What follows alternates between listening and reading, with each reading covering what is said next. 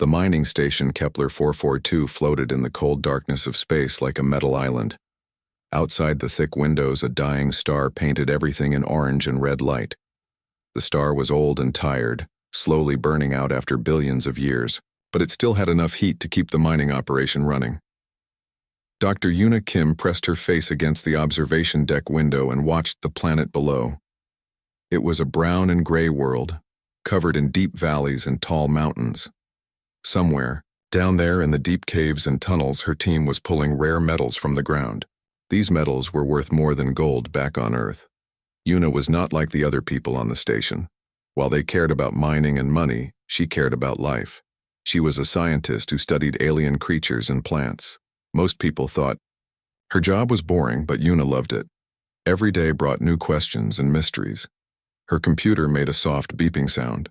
New data was coming in from the planet's surface. Yuna sat down and looked at the numbers on her screen. Something was strange. The energy readings from deep underground were not normal. They showed patterns that looked almost alive.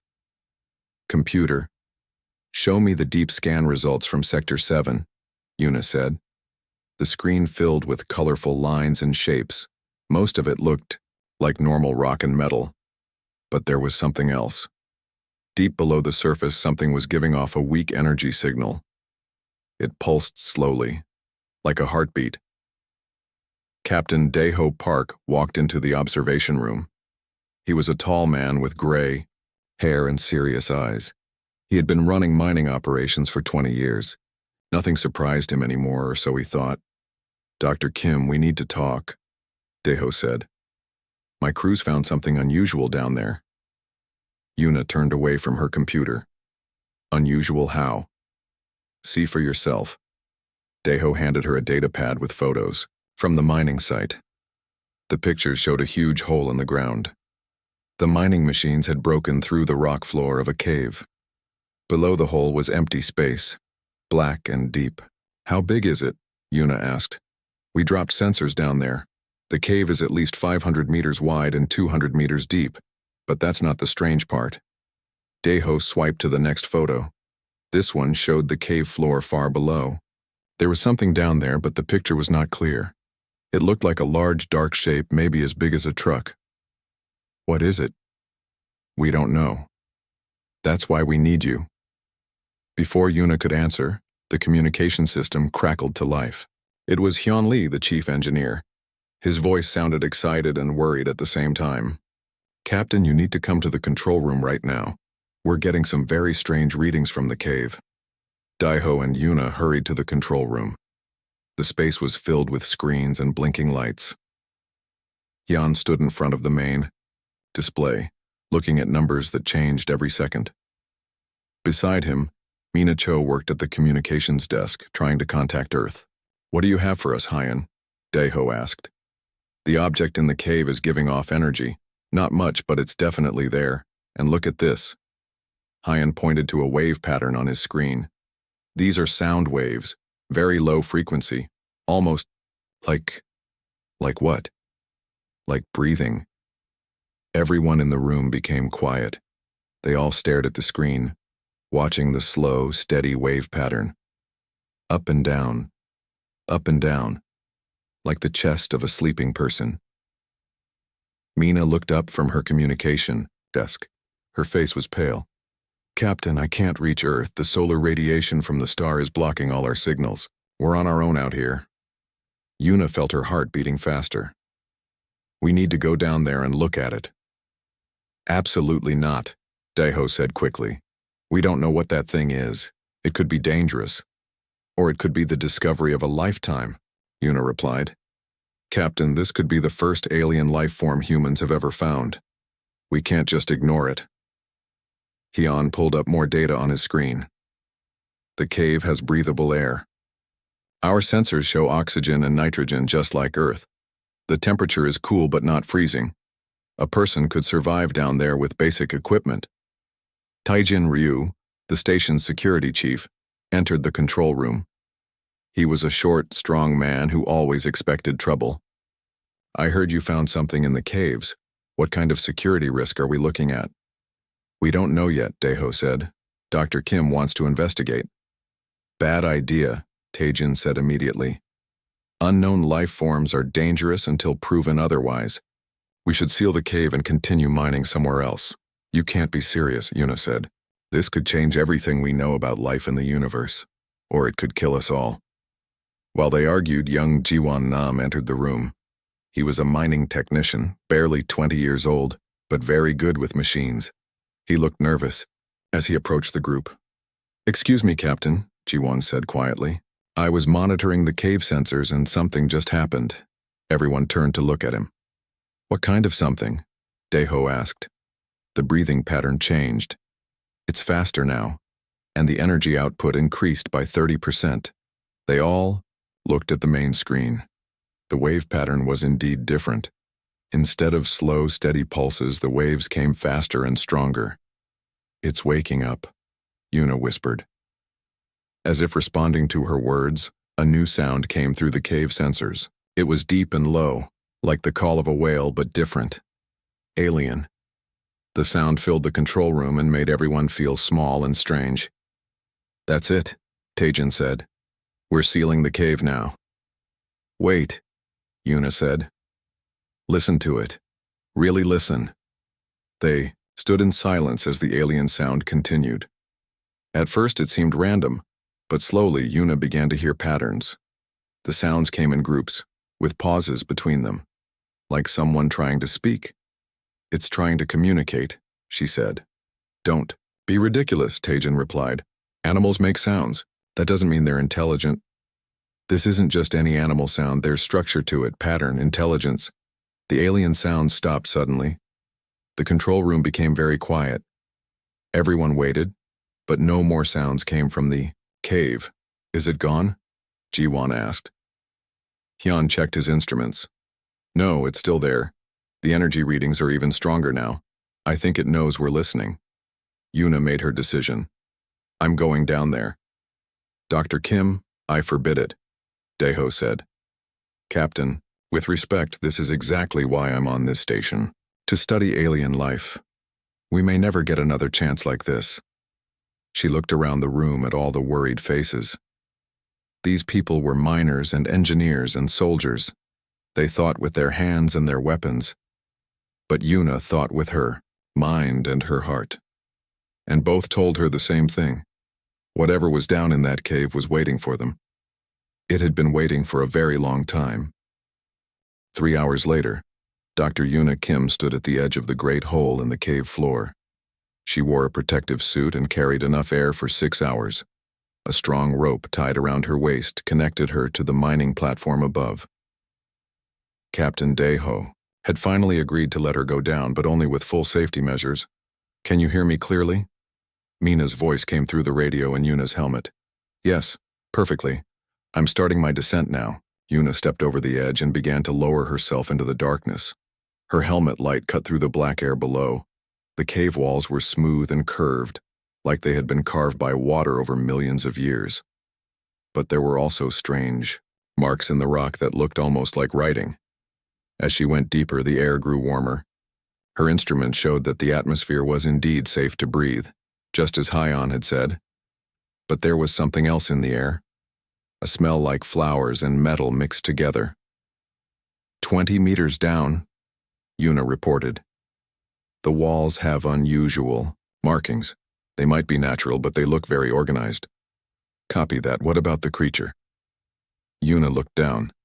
Her light was finally reaching the cave floor. She could see the dark shape they had spotted from above. It was much larger than she had expected, and it was moving.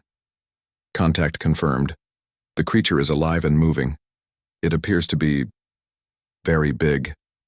The creature lifted what might have been its head. In the beam of Yuna's helmet light, she got her first clear look at it. The being was unlike anything from Earth. It had a long, segmented body covered in dark plates that looked like armor. 6 legs supported its body, each ending in delicate fingers rather than claws. Most surprising of all were the patches of soft light that glowed along its sides and back. It's beautiful, Yuna whispered, forgetting that her radio was still on. Did you say beautiful? Tajin's voice cut in sharply. Dr. Kim, describe exactly what you're seeing. Yuna touched down on the cave floor, about 10 meters away from the creature. It watched her with what appeared to be large dark eyes, but it made no move to approach or retreat. The creature is approximately 4 meters long and 2 meters tall. It has 6 limbs and appears to be covered in natural armor. There are bioluminescent patches along its body that are currently glowing with a soft blue light. As if responding to her words, the light patches on the creature's body began to change. The blue light shifted to green, then to yellow, then back to blue. The pattern repeated several times. The bioluminescence is changing in a regular pattern. This could be a form of communication. Above, in the control room, Taejin paced back and forth. Dr. Kim, maintain your distance. Do not approach the creature under any circumstances. But Yuna was already taking small steps forward. The creature's light pattern changed again, becoming more complex. Different sections of its body lit up in sequence, creating waves of color that flowed from head to tail. "It's trying to talk to me," Yuna said softly. She raised her hand slowly. The creature's light suddenly became brighter and more active. It made a sound, the same deep whale-like call they had heard before, but quieter and somehow gentler. "Dr. Kim, step back immediately," Taejin ordered. "That could be a threat display." "No, it's not threatening. Look at its posture. It's keeping low to the ground, and listen to the sound. It's not aggressive." Yuna took another step forward. The creature responded by lifting one of its front limbs and extending it toward her. Moving very slowly, the limb ended in what looked like a hand with long, delicate fingers. "It's reaching for me. I think it wants to make contact." "Absolutely not." Captain Deho's voice joined the conversation. "Dr. Kim, you will not touch that creature. We don't know if it's dangerous or if it carries diseases." Yuna stopped, her hand only a meter away from the creature's extended limb. She could see that the creature's fingers were trembling slightly, as if it was nervous or excited. The bioluminescent patches pulsed faster now, creating patterns that seemed almost musical. "Captain, I need to make a recording of these light patterns. This could be their language." "Fine, but keep your distance."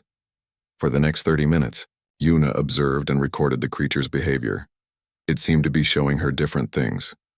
Sometimes it would point with one limb toward the deeper parts of the cave. Other times it would touch the strange markings on the walls and make soft sounds. "I think it's trying to tell me something about this place," Yuna reported. "It keeps gesturing toward the back of the cave." "What's back there?" "I can't see from here." "The cave extends much further than our sensors indicated." The creature suddenly became very excited. Its lights flashed rapidly, and it moved toward the deeper parts of the cave. But after a few steps, it stopped and looked back at Yuna. It made the whale-like sound again, this time with a different tone that sounded almost sad. "It wants me to follow it," Yuna said. "That's not happening," Taejin replied immediately. "You're coming up now. We've learned enough for one day. But it's trying to show me something important. I can tell. Dr. Kim, this is an order. Return to the surface." Reluctantly, Yuna began to back toward the rope. The creature watched her go, its lights dimming. It made one more sound, longer and sadder than before. As Yuna was pulled up toward the surface, she could hear the creature moving around below. By the time she reached the top, it had retreated to the back of the cave beyond the reach of their lights. Back in the control room, the team gathered around Yuna as she removed her helmet. Her eyes were bright with excitement, but also with frustration. "That creature is intelligent," she announced. "It was trying to communicate with us, and I think it was trying to show me something important deeper in the cave. Or it was trying to lure you into a trap." Taejin said, "You didn't see it. You didn't hear the sounds it made. This is a thinking, feeling being, not a monster." "Captain," Deho studied the recordings Yuna had made. The light patterns were indeed complex and seemed to have structure. "Even if you're right about its intelligence, we can't take risks. We need to contain it." "Contain it?" Yuna was shocked. "You mean, capture it?" "For everyone's safety, yes, we'll build a containment field around the cave entrance. The creature can stay in its natural environment, but it won't be able to leave." "That's wrong. It hasn't threatened anyone. It was trying to communicate." "Dr. Kim, I understand your scientific interest, but I have to think about the safety of this entire station. We're going to contain the creature, that's final. Tajan was already making plans. I'll need Hyun to help me set up a neural dampening field. That should keep the creature calm while we install the containment barriers. Neural dampening? Yuna stood up quickly. That could hurt it. We don't know anything about its nervous system. It's better than shooting it, Taejin replied coldly. Over the next several hours, despite Yuna's protests, the security team prepared their containment equipment. They lowered neural dampening devices into the cave and set up energy barriers around the entrance. Yuna watched the preparation with growing anger and sadness. Through the cave sensors, she could hear the creature moving around below. Sometimes it made its whale-like calls, but they sounded different now. Worried. Afraid. You're making a terrible mistake, she told Captain Daeho. Maybe, but it's a mistake I can live with. When they activated the neural dampening field, the creature's calls became loud and distressed. The sounds filled the control room, making everyone uncomfortable, but Taejin increased the power until the creature became quiet. Containment successful, he reported. The creature is neutralized. Yuna stared at the silent monitors. The creature that had tried so hard to communicate with her was now trapped and drugged into submission. She had wanted to make first contact with an alien species. Instead, they had made it their prisoner. That night, as the station's crew slept, Yuna lay awake thinking about the creature's sad calls and the way its lights had dimmed when she left. Somewhere far below, in the darkness of the cave, the first alien intelligence humans had ever met was waiting alone. She had no idea that their meeting had been only the beginning of something much larger and more dangerous than anyone could imagine. 2 days after the creature was contained, young Ji-won Nam was doing his regular maintenance check in the lower levels of the station. He was a careful worker, but he was also curious. The neural dampening equipment was new technology, and he wanted to understand how it worked. The control panel for the containment system was located near the cave entrance. As Ji-won examined the wiring, he noticed that one of the power cables was getting very hot. This was not normal. Hot cables could start fires or cause explosions. I should fix this, Ji-won said to himself.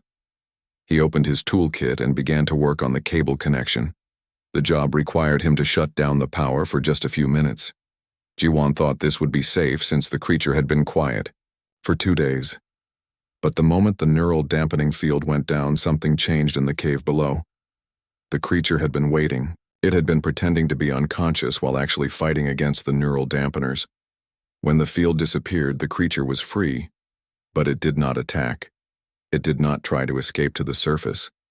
Instead, it moved deeper into the cave, toward the areas that Yuna had never seen. As it moved, it made sounds that were different from before. These sounds were not calls for communication. They were calls of worry and fear. Ji-won quickly repaired the cable and turned the neural dampening field back on. But when the security sensors scanned the cave, the creature was gone. Captain, Ji-won called over the radio. We have a problem. The creature is no longer in the main cave area. In the control room, alarms began to sound. Captain Daeho rushed to the monitors while Taejin checked the security systems. Where did it go? Daeho asked. The cave system extends much further than we thought, Hyun reported, studying the deep scans. There are tunnels and chambers going down for kilometers. The creature could be anywhere. Is it trying to escape to the surface? No, sir. The tunnels leading upward are still blocked by our barriers. It went deeper underground. Dr. Yuna Kim entered the control room just as the alarms stopped. She had been in her laboratory studying the recordings of the creature's light patterns. Over the past 2 days, she had begun to understand some of their meaning. What happened? She asked. Your monster escaped, Taejin said angrily. Now it's loose somewhere in the cave system. It's not a monster, and maybe it had a good reason for leaving. What kind of reason could it have? Before Yuna could answer, a new alarm began to sound. This one was much more serious. It was the solar activity warning. Mina looked up from her communication station, her face pale with worry. Captain, we're getting massive solar flare readings. A big one is heading our way. How big? Daeho asked. Everyone in the control room became very quiet. Class X solar flares were the most dangerous kind. They could destroy electronic equipment and kill people with radiation. The station's shields could protect them from smaller flares, but this one might be too strong. All crew to emergency stations, Captain Deho announced over the station's communication system. Prepare for Class X solar event. For the next several hours, everyone worked to prepare for the solar flare. They moved all important equipment to the shielded areas of the station. They checked and double-checked the life support systems. They made sure the emergency supplies were ready. But when the solar flare hit, it was worse than anyone had expected. The first wave of radiation struck the station like an invisible hammer. Lights flickered and went out. Computer systems crashed and restarted. The artificial gravity wavered, making people feel sick and dizzy. In the engineering section, Hyon watched his instruments with growing alarm. "Captain, the main power grid is overloading. I'm shutting down non-essential systems. What about life support?" Life support is holding, but barely. The second wave of the solar flare was even stronger. This time, the station's main power core went offline completely. Emergency power kicked in, but it would only last for 2 days at most. "We need to get the main power back online," Deho said. "I'm trying, but the solar radiation fried most of our repair equipment. Without the right tools, I can't fix the damage." Dr. So-Young Lim, the station's medical officer, entered the control room with bad news. "Captain, several crew members are showing signs of radiation sickness. Not serious yet, but it will get worse if we can't restore the shields." "How long do we have?" "With emergency power, maybe 48 hours before life support fails completely." The situation was desperate.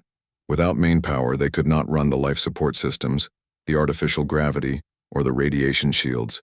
The emergency power would keep them alive for 2 days, but after that, they would die slowly in the cold darkness of space. "What about the escape pods?" Jiwon suggested.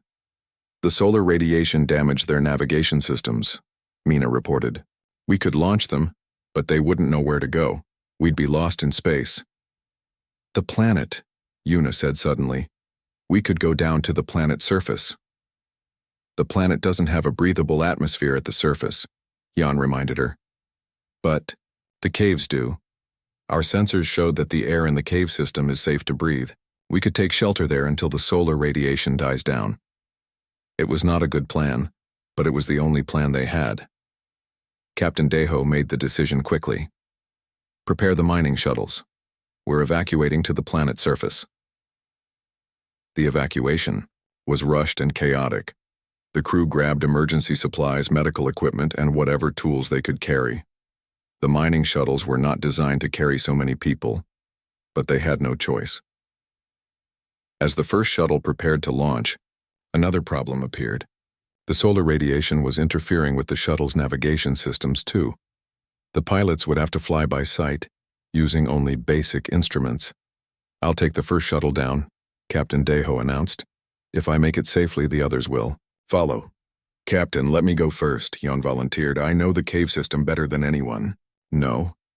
If something goes wrong, the crew will need you to fix it." The first shuttle launched into the orange and red light of the dying star. From the station's observation deck, the remaining crew watched it descend toward the brown planet below. The radio contact was scratchy and broken because of the solar interference. "Landing site identified," came Deho's voice through the static. "Touching down near the main cave entrance." But as the shuttle entered the planet's atmosphere, something went wrong. The solar radiation had damaged more systems than they realized. The shuttle's engines began to fail. "Mayday, mayday," Deho's voice crackled over the radio. "We're going down hard. Engine failure." The shuttle crashed about 2 kilometers from the cave entrance. Half the crew aboard was injured, including Captain Deho himself. Worse, the crash had damaged their communication equipment. They could not tell the people still on the station what had happened. "We have to go down and help them," Yuna said. "With what?" Taejin asked. "We only have one shuttle left and it might crash too." "Then we walk. The crash site isn't far from the cave entrance." "Through a radiation-contaminated atmosphere? That's suicide." But they had no choice. The station was dying around them. The emergency power was failing faster than expected. In a few hours, the life support would shut down completely. The second shuttle launched with the remaining crew members.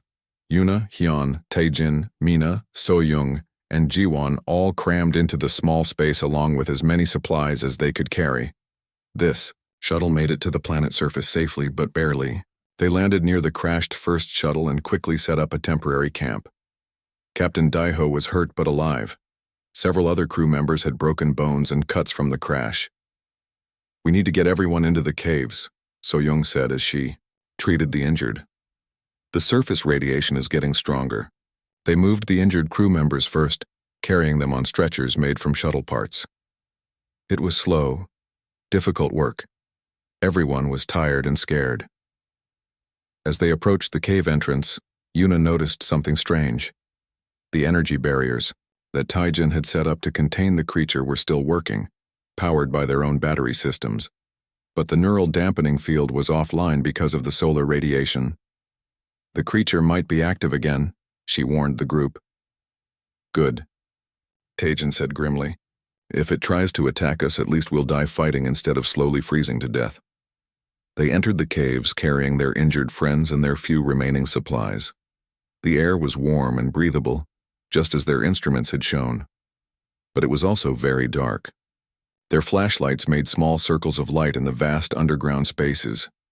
As they set up a temporary camp in the main cave chamber, Yuna noticed something that made her heart stop.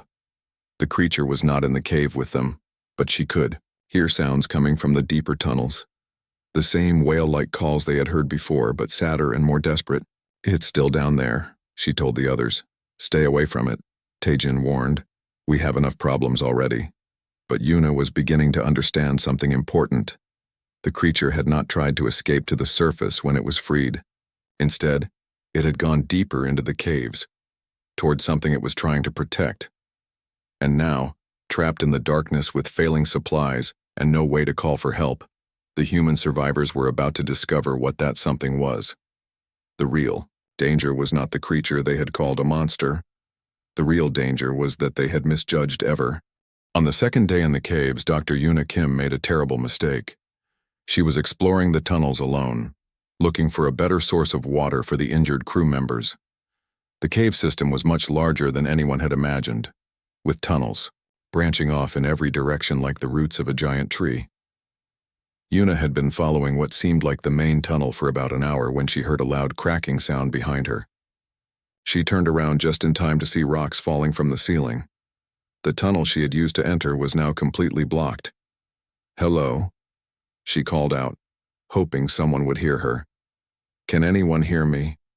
But her voice just echoed in the darkness. She was trapped, alone, and lost in the deep caves. Yuna checked her equipment. Her flashlight had enough power for maybe 6 more hours. Her portable air supply would last 8 hours at most.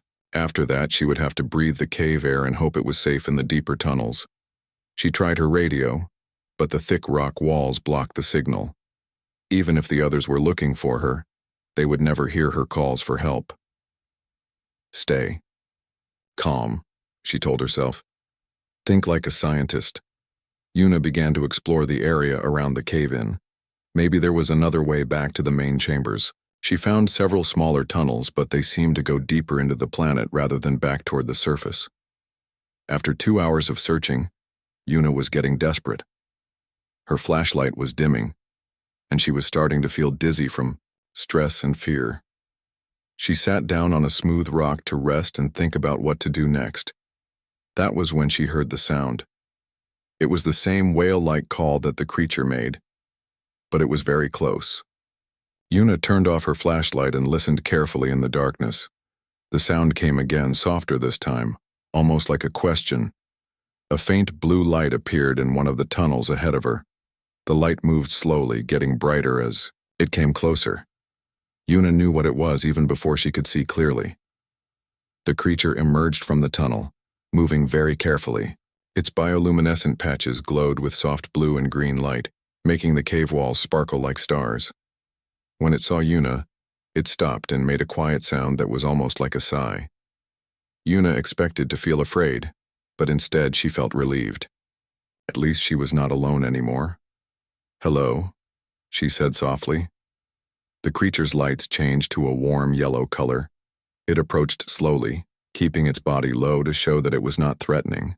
When it was about 3 meters away, it stopped and extended one of its front limbs toward her. This time, Yuna did not hesitate. She reached out and gently touched the creature's hand.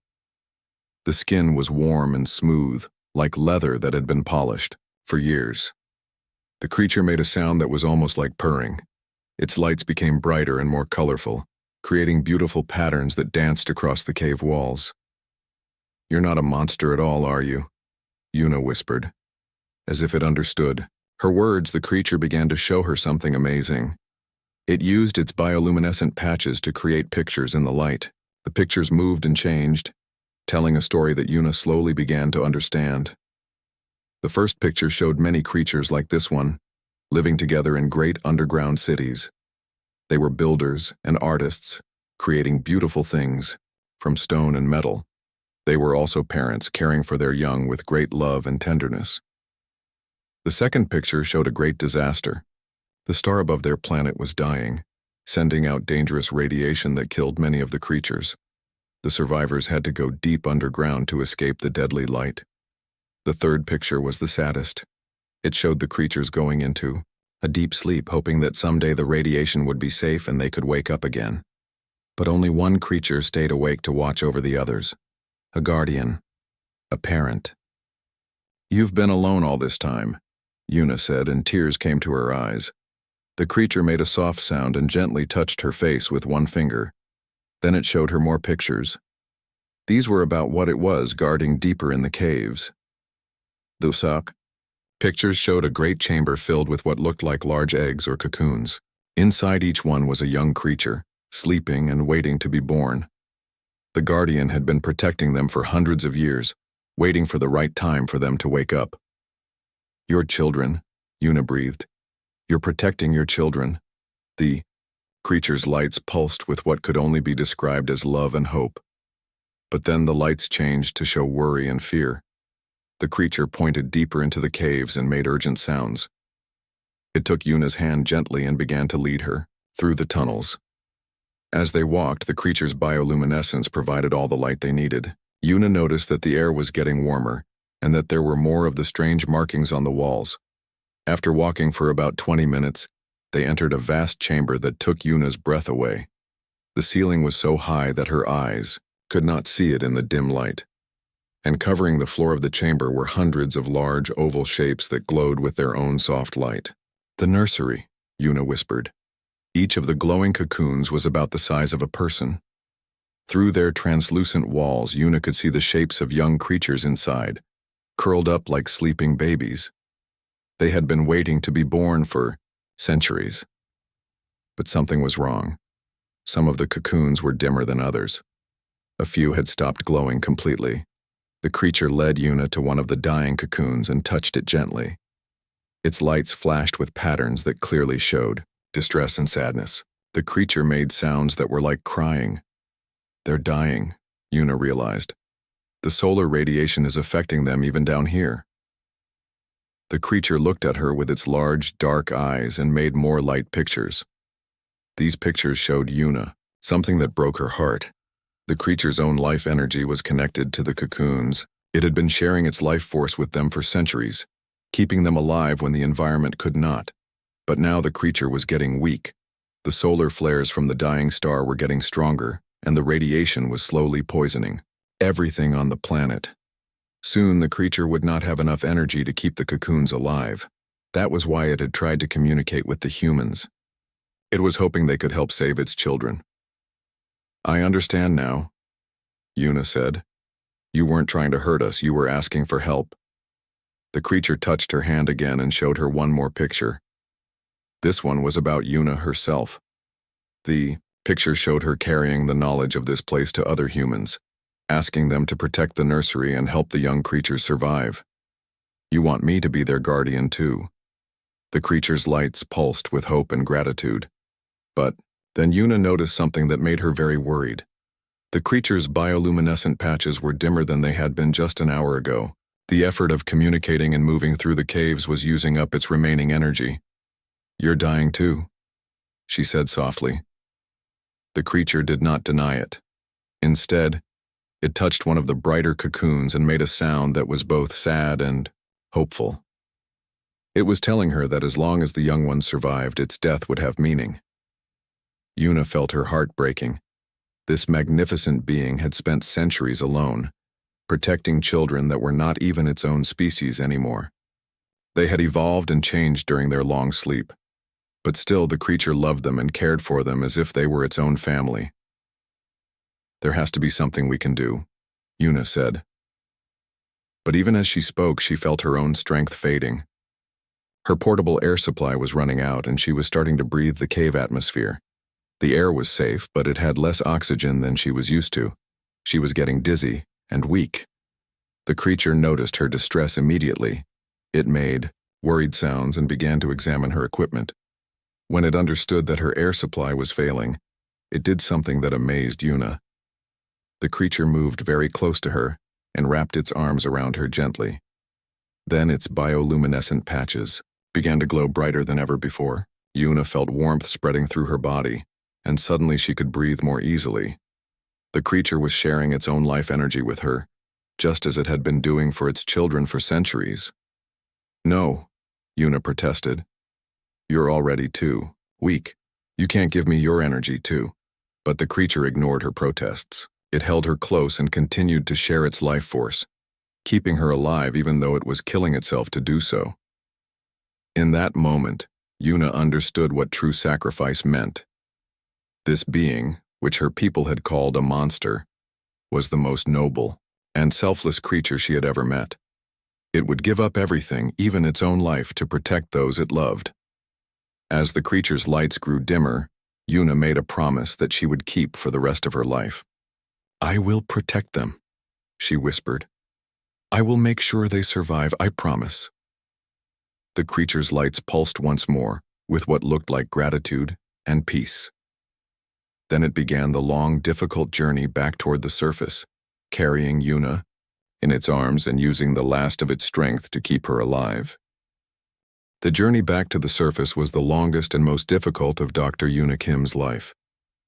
The creature carried her through the dark tunnels, moving slowly but never stopping.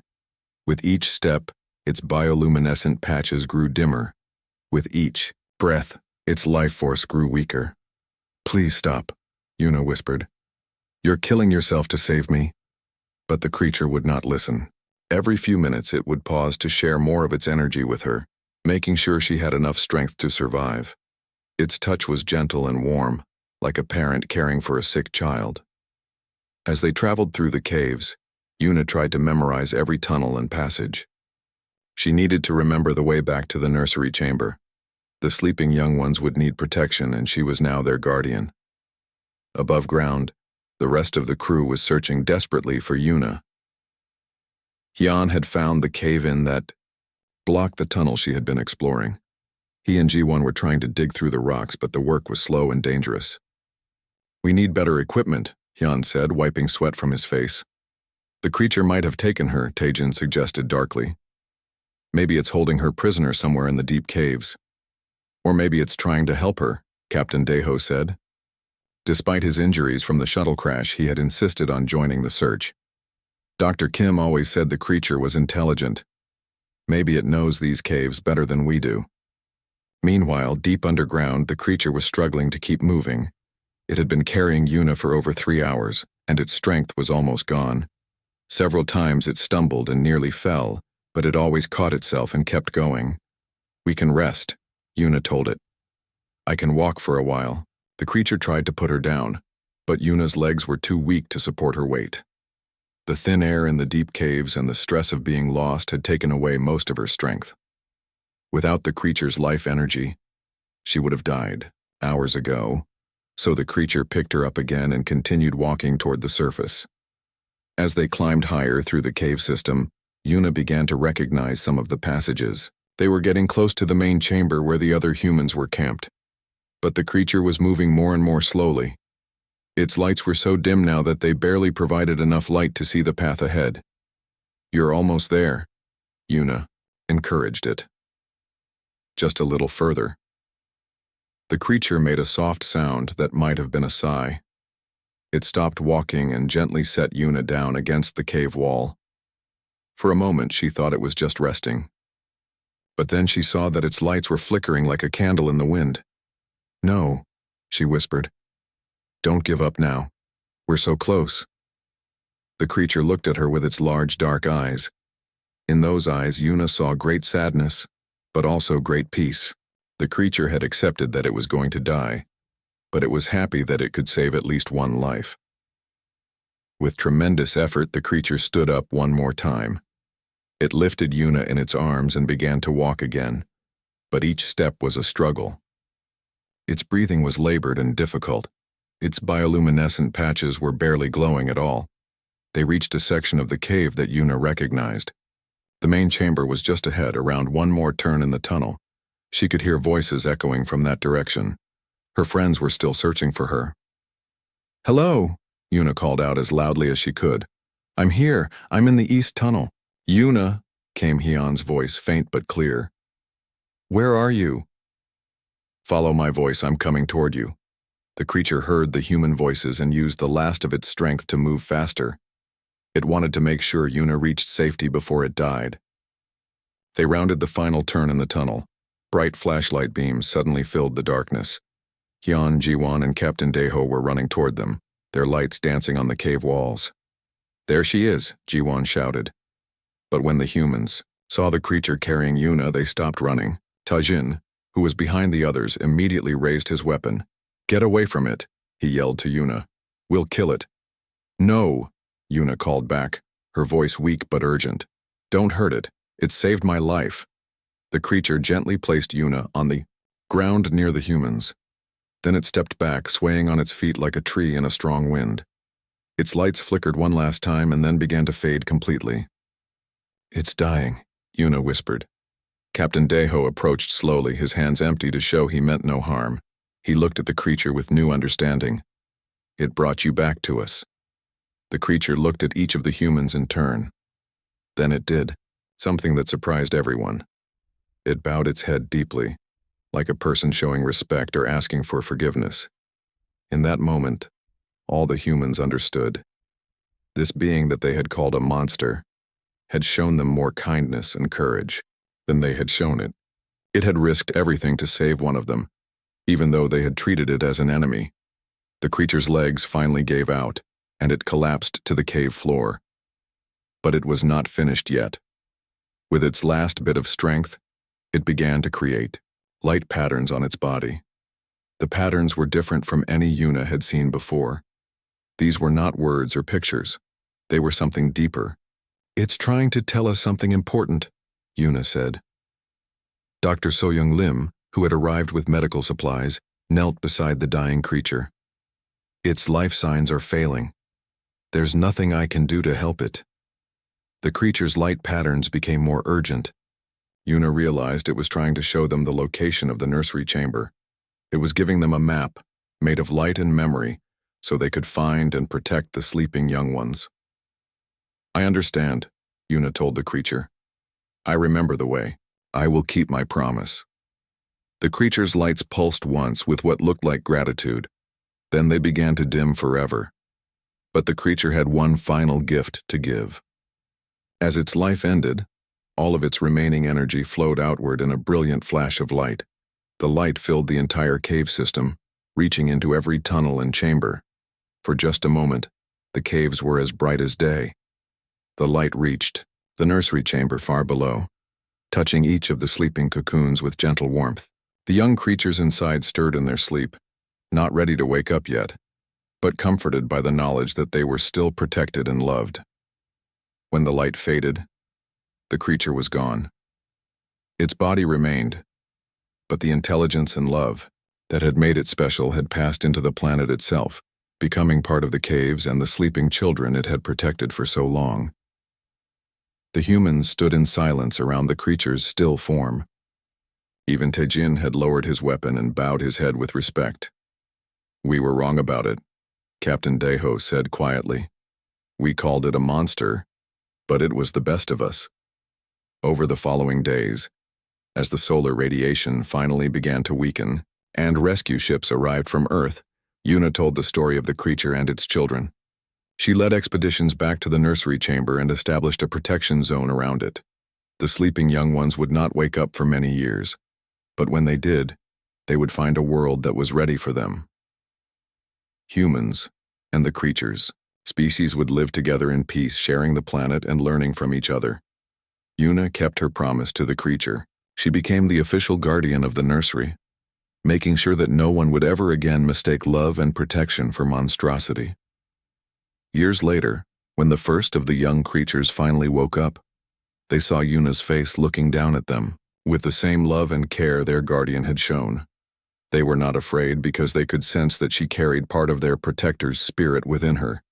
The creature had died carrying Yuna back to the light, but in doing so, it had carried all of humanity toward a brighter future, where different species could understand and care for each other across the vast darkness of space. The real monster had never been the creature in the cave. The real monster had been fear and misunderstanding, and love in the end had defeated both.